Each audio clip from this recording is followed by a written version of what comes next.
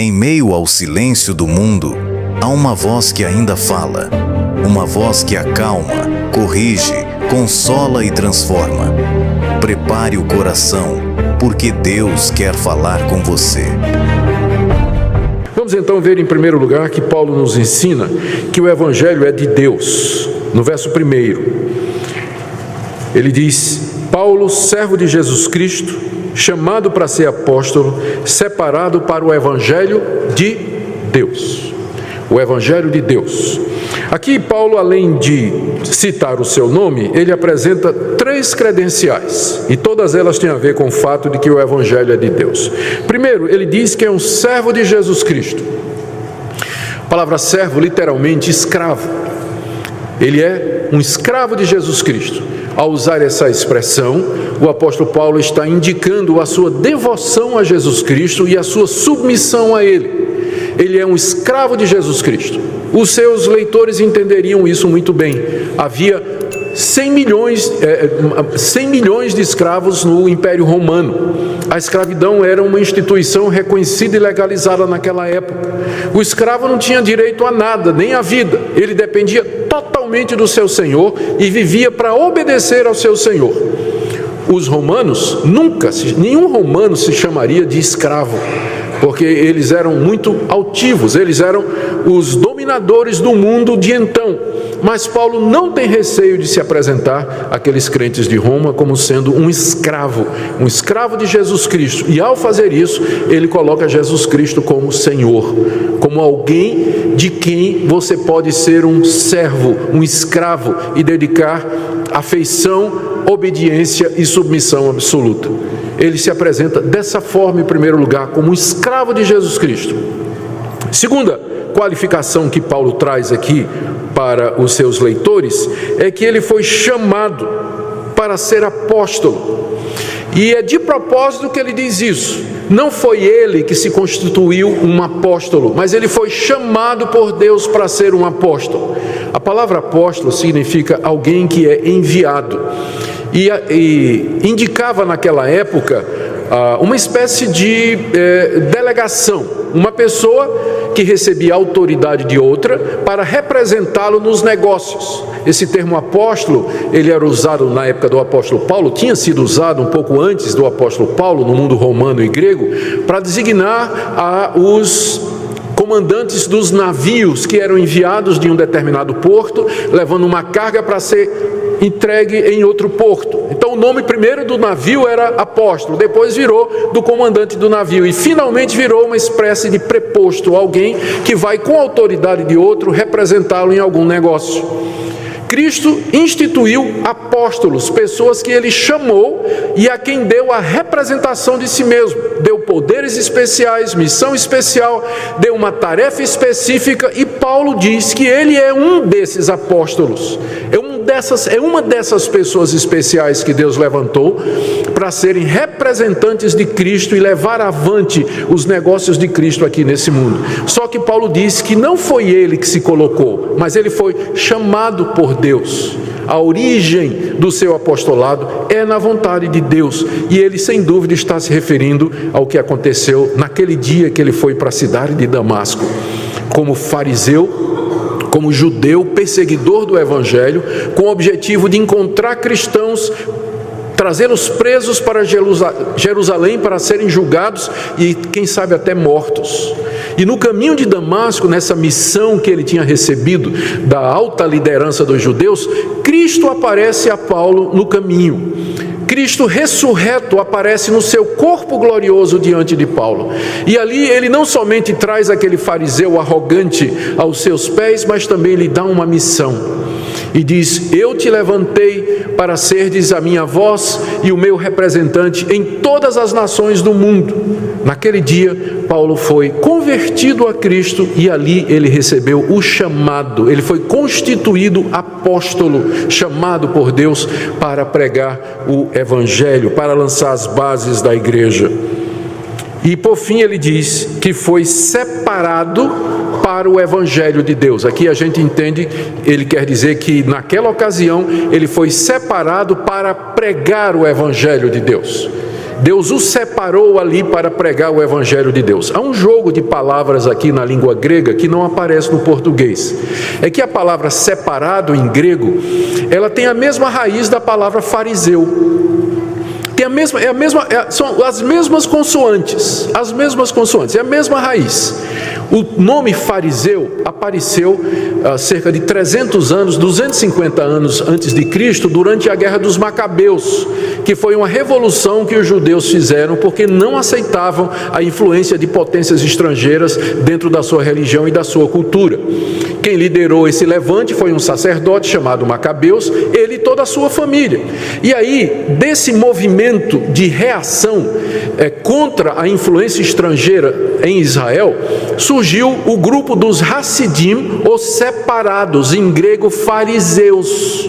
Os fariseus então nasceram como sendo um grupo religioso dentro de Israel que queriam se separar da influência estrangeira. Eles queriam manter puros a tradição de Israel, a religião que Moisés havia entregado, e é aí que surge o termo fariseu. O fariseu era alguém separado, ele não se misturava com as práticas pagãs, não se misturava com a idolatria, não queria saber da cultura helênica, e aqui Paulo faz um jogo de palavras, porque Paulo tinha sido um fariseu, e dos melhores, treinado aos pés de Gamaliel. Mas agora Paulo é um fariseu, mas um fariseu de Jesus, né? Ele diz que ele me separou, é a mesma palavra, para o Evangelho de Deus. Ele foi separado. Ele que tinha sido antes um separado, um separatista, vamos dizer assim, defensor da lei de Moisés, mas agora Deus que lhe apareceu e o chamou para ser apóstolo, diz: agora você continua sendo separado, só que para pregar o Evangelho de Deus, o Evangelho que eu te dou, as boas novas que procedem de mim. Servo, chamado e separado. Separado para pregar o Evangelho de Deus, final do verso 1, o Evangelho de Deus, ou seja, aquelas boas notícias que procedem de Deus. O motivo desta apresentação que Paulo faz, eu já disse, não é? Ele quer dizer que todas estas coisas têm origem em Deus. Foi Deus quem o fez um servo de Jesus Cristo, foi Deus quem o chamou no caminho de Damasco para ser um apóstolo, e foi Deus quem o separou para pregar o Evangelho.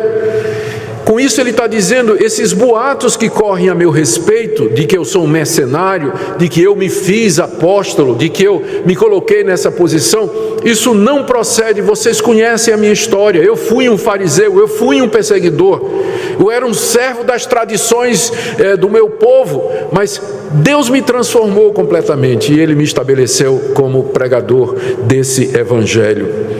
Paulo quer então assegurar os romanos a quem ele escreve de que de fato ele é um servo de Jesus separado para pregar o Evangelho, e que esse Evangelho não é uma invenção dele, mas é o Evangelho de Deus, o mesmo Deus que o chamou, o mesmo Deus que o constituiu, é o mesmo Deus que lhe deu o Evangelho, as boas notícias. E o objetivo de Paulo é apresentar esse Evangelho na carta que ele está escrevendo aqui. É isso que é a carta aos Romanos. Então, a primeira coisa que a gente aprende é que o Evangelho não tem origem humana. Ele é a mensagem de Deus, do Deus que chamou pessoas, constituiu pessoas com o objetivo de, através delas, nos dar essa mensagem das boas novas.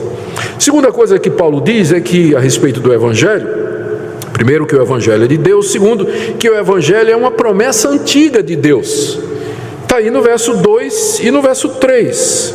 Evangelho, verso 2: o qual foi por Deus outrora prometido por intermédio dos seus profetas nas Sagradas Escrituras com respeito ao seu Filho. No verso 2, o apóstolo Paulo está dizendo que esse Evangelho, ele consiste, na verdade, numa promessa que Deus havia feito. Veja o verso 2. Evangelho que foi por Deus outrora prometido. Deus havia prometido alguma coisa.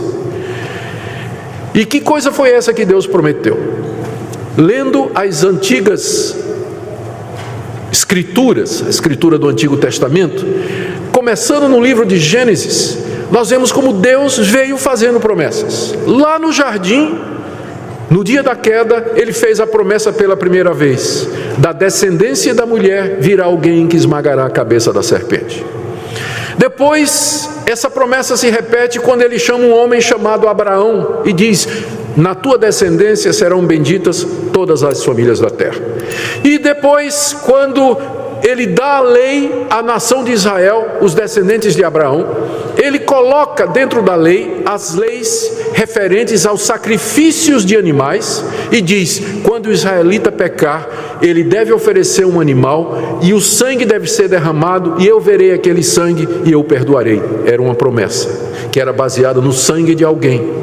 Os profetas vieram e começaram a anunciar as boas notícias, que um dia Deus haveria de perdoar completamente o pecado do seu povo. Isaías fala disso. Em Isaías 53, que foi inclusive cantado aqui na liturgia, nós lemos de como Isaías descreve alguém que é chamado o servo do Senhor, que na cruz, que em agonia, em morte, ele está pagando, sofrendo pelos pecados do povo de Deus e pelos sofrimentos dele. Deus então perdoa completamente o seu povo. O profeta Ezequiel fala de uma nova aliança. Deus prometeu fazer uma nova aliança em que perdoaria completamente o pecado do seu povo, em que daria o Espírito Santo. O profeta Joel prometeu que Deus haveria de derramar o seu Espírito sobre toda a carne. Os profetas todos falaram a respeito dessa promessa de que Deus haveria de mandar um Salvador ao mundo. Então, o evangelho que Paulo prega não é uma coisa que ele inventou. Ele não inventou nada. Ele está simplesmente anunciando que aquilo que foi prometido, Deus cumpriu em Cristo. Que Jesus Cristo é o cumprimento de todas essas antigas promessas. E que, portanto, a boa notícia de que Cristo é o Salvador está em perfeita harmonia com a antiga aliança. Está em perfeita harmonia com os profetas, com Moisés. Não é nenhuma novidade, mas é simplesmente Deus agindo, dando sequência àquilo que ele havia prometido. No Antigo Testamento você tem a promessa, no Novo você tem o cumprimento. É isso que é o Evangelho. Segunda coisa, que nós aprendemos, que é uma promessa antiga de Deus, que Ele cumpre no seu Filho, Jesus Cristo. Verso 2, mais uma vez: Evangelho que foi por Deus outrora prometido por intermédio dos seus profetas nas Sagradas Escrituras. Paulo vê o Antigo Testamento como sendo o registro santo dessa promessa. Por isso que é um erro muito grande para nós desprezarmos o Antigo Testamento. Eu sei que nós gostamos muito dos evangelhos, especialmente do Evangelho de João.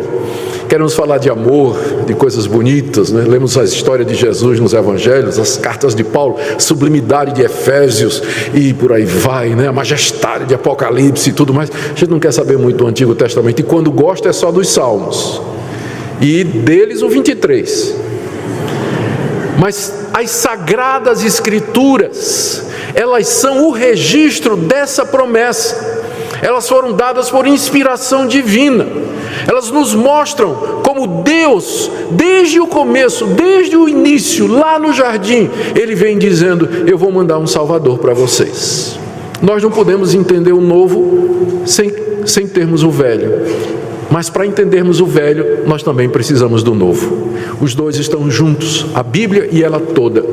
O Evangelho não é uma novidade inventada por homens, mas é a continuação da história da redenção. Deus cumprindo, Deus agindo em mais uma etapa no seu propósito de salvar a humanidade. Terceira coisa que Paulo nos diz a respeito do Evangelho é que o Evangelho gira em torno de uma pessoa. Veja o que diz o verso 3. No verso 2, eu vou começar no verso 1. No verso 1 ele diz que ele foi separado por evangelho que foi prometido por Deus nas Sagradas Escrituras. Verso 3, com respeito a seu filho, o qual segundo a carne veio da descendência de Davi, e foi designado Filho de Deus com poder, segundo o Espírito de santidade, pela ressurreição dos mortos, a saber, Jesus Cristo, nosso Senhor. O Evangelho é a boa notícia a respeito de uma pessoa. A respeito de uma pessoa. O Evangelho não é sobre prosperidade material. O Evangelho não é sobre receber a bênção. O Evangelho não é sobre moralidade. O Evangelho não é sobre ética. O Evangelho é uma pessoa. A respeito do seu Filho. Jesus é o centro do Evangelho. E, portanto, ele é o centro da pregação da igreja, de tudo aquilo que nós somos e fazemos, com respeito a seu Filho. A promessa de Deus era com respeito a ele, que ele haveria de mandar alguém para ser o Salvador. Paulo aqui fala de Jesus em termos da sua humanidade e da sua divindade.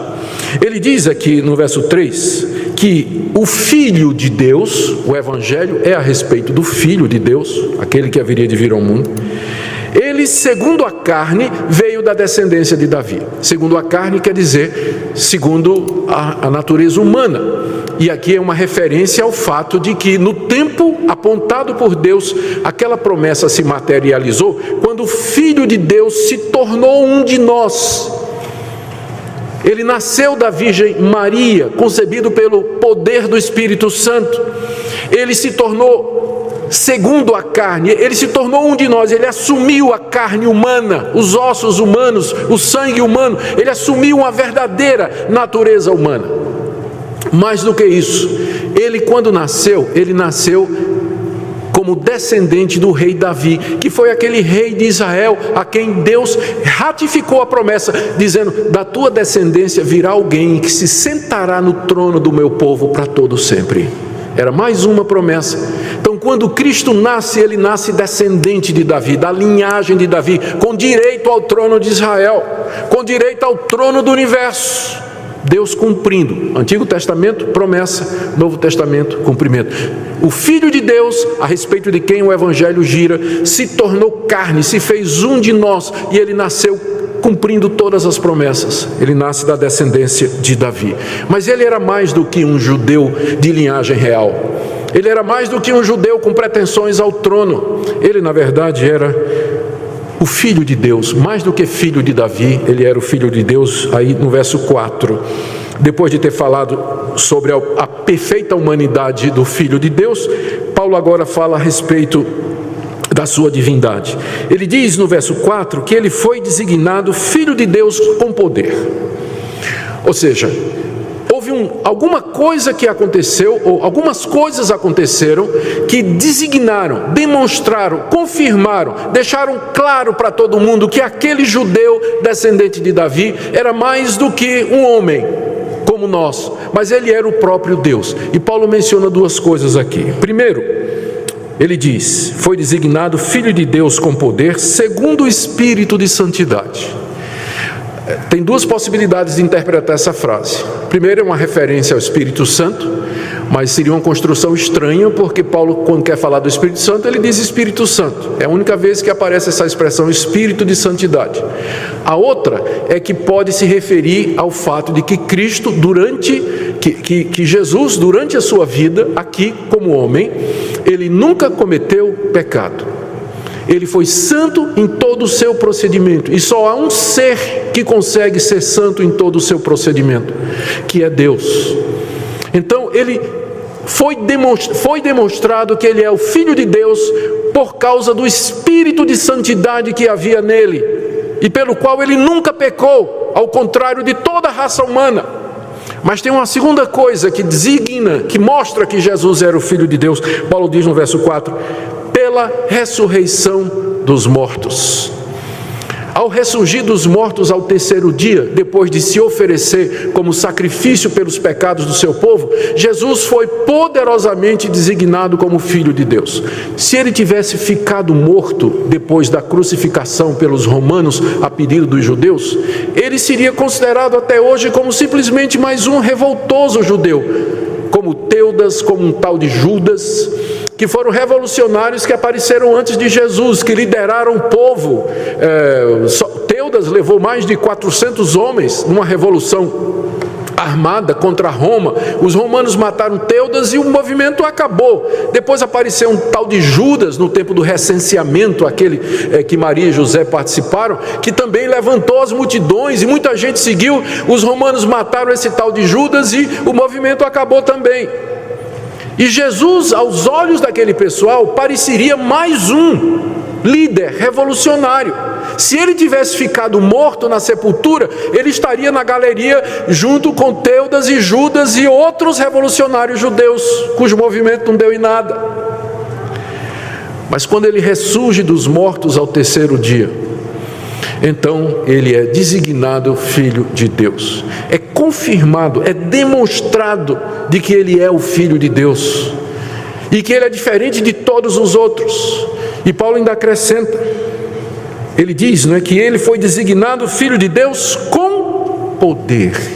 Ao ressurgir dos mortos ao terceiro dia, o Filho de Deus, sobre quem é o Evangelho, ele sobe aos céus, se senta no trono da majestade, e aí ele vai poder dizer aos discípulos: todo poder me foi dado no céu e na terra, portanto, ide, pregai o Evangelho a toda criatura. O Evangelho é a respeito de uma pessoa. O Evangelho gira em torno da pessoa de Cristo, verdadeiro homem e verdadeiro Deus, ressurreto entre os mortos, entronizado à direita de Deus e que tem todo poder no céu e na terra. E Paulo finalmente, no verso 4, ele diz quem é esse Filho de Deus, a saber, Jesus Cristo. Ele identifica agora. Esse é Jesus, Jesus Cristo. Ele é o cumprimento de todas as promessas. Ele é o centro do Evangelho. Ele é a razão das boas novas. Aí ele acrescenta: Jesus Cristo, nosso Senhor, de quem eu sou escravo, de quem eu sou servo. Ele é o Senhor de tudo e de todos. Essa é a terceira coisa que Paulo nos diz. A primeira, o Evangelho é de Deus. A segunda, que o Evangelho foi prometido, é uma promessa que Deus fez no Antigo Testamento que está sendo cumprida hoje. Terceira, o Evangelho é sobre uma pessoa, o Filho de Deus, verdadeiro homem e verdadeiro Deus. Quarta coisa que Paulo nos diz aqui, que está no verso 5, que o Evangelho deve ser obedecido e crido por todos. Veja o que ele diz. Depois de dizer no final do verso 4 que Jesus Cristo, nosso Senhor, é o Filho de Deus, ele diz: por intermédio de quem viemos a receber graça e apostolado por amor do seu nome, para a obediência por fé entre todos os gentios. Os gentios eram aqueles que eram os não-judeus. O mundo naquela época era dividido assim, duas raças, não é? Havia os judeus, que se considerava o povo escolhido de Deus, e quem não fosse judeu era gentil, ou era dos povos. Paulo diz que Cristo, quando lhe apareceu, esse Cristo que ressurgiu dos mortos, lhe constituiu apóstolo para obediência do seu nome por fé entre os gentios. Essa foi a missão que Paulo recebeu. Esse é o apostolado de Paulo. Cristo o encarregou de ir a todas as nações e anunciar as boas notícias que Deus cumpriu a promessa, que o Salvador já veio e que pela fé nele as pessoas são perdoadas e recebem a remissão de pecados, que não só os judeus, mas todas as nações, as mais distantes, precisam ouvir essa boa notícia, porque não há salvação em nenhum outro. Não há nenhum outro caminho a não ser Jesus. Paulo diz: foi por meio dele que eu recebi esse apostolado para a obediência da fé. Note cuidadosamente a expressão, a obediência da fé. Porque fé, nós vamos aprender isso aqui na carta aos Romanos, não é você somente acreditar no que eu estou dizendo a você nessa noite. Que Jesus é o Filho de Deus, que Ele é o cumprimento das promessas, que Ele é a realização do plano de Deus. Mas fé é obedecer a esse Cristo, é obedecer o que Ele diz, ao senhorio dEle. Fé não é simplesmente um assentimento intelectual, uma concordância que nós temos para com estas verdades, mas é uma inclinação da nossa vontade, é um compromisso da nossa vontade, do nosso querer com a pessoa em quem nós dizemos crer. Por isso que Paulo diz que a missão dele é pregar a obediência da fé, ou a obediência que procede da fé em Cristo Jesus, e dizer às pessoas: creiam em Jesus Cristo e andem nos caminhos dele. Isso era o que ele tinha que anunciar a todas as nações. Essa era a missão que ele recebeu, e é o desejo de Deus que, por amor a Cristo, as nações ouçam a boa notícia. E a última coisa que eu queria mencionar aqui a respeito do Evangelho é que é por ele que Deus nos chama para a sua glória. Veja que nos versos 6 e 7, Paulo agora finalmente se dirige aos destinatários. Isso aqui é só a introdução da carta, viu, gente? Isso é só o prefácio e saudação. Vocês imaginam os 16 capítulos que a gente tem pela frente aqui, não é? Então, aqui ele finalmente se dirige aos destinatários. Ele introduz os destinatários no verso 6, dizendo: de cujo número sois também vós chamados para serdes de Jesus Cristo. Ele tinha dito que a missão dele era pregar o evangelho aos gentios, entre os quais estão aqueles moradores de Roma, que já tinham sido chamados por Deus. O chamado de Deus aqui, no verso 6, ele deve ser interpretado como o chamado de Paulo no capítulo 1, verso 1. Quando Deus apareceu ao apóstolo Paulo no caminho de Damasco, não foi assim do tipo: Jesus apareceu, Paulo parou, Jesus disse: bom dia, eu sou Jesus Cristo. Ah, muito prazer. Eu queria lhe convidar para você ser crente. Não quero não. Não, sim, você tem o direito de escolher, você tem livre-arbítrio, escolha se você quer ou não. Foi assim que Cristo fez com Paulo? Não foi. Quando Paulo diz aqui que os romanos foram chamados para ser de Jesus Cristo, ele não está se referindo a um convite de Deus, do tipo assim: olha, eu estou convidando você para ser de Jesus Cristo, você quer? A decisão é sua. Se fosse assim, você sabe quantas pessoas seriam crentes? 0. O chamado aqui é uma compulsão de Deus no coração do pecador. É irresistível. Deus atrai o pecador, inclina a sua vontade, abre o seu entendimento e o atrai com laços de amor no poder do Espírito Santo. Se não fosse isso, você não era crente. Você não estaria aqui hoje. Eles foram chamados por Deus. O Evangelho tem origem em Deus, a salvação tem origem em Deus. É Deus quem chama. E nós vamos, e nós obedecemos. Verso 7. A todos os amados de Deus que estáis em Roma. Deus amou o mundo, é verdade, mas Ele ama os seus com um amor especial, o amor que chama, amor irresistível, amor redentor e salvador. O amor de Deus pela humanidade é o que a gente chama da graça comum. Deus ama todas as suas criaturas, mas estes que Ele chama, Ele ama com um amor especial, com um amor redentor, que levou Cristo a morrer por eles na cruz. São amados de Deus. Isso aqui não pode... Nós não somos amados de Deus da mesma forma que Deus ama o mundo, mas nós somos amados de Deus no sentido de que Ele nos amou e nos chamou irresistivelmente pelo Evangelho para sermos dele. É esse amor redentor de Deus que nos separa do mundo. Somos objeto desse amor e desse chamado específico. Se Deus falou com você, comenta amém aqui embaixo e compartilhe com alguém que precisa dessa palavra hoje.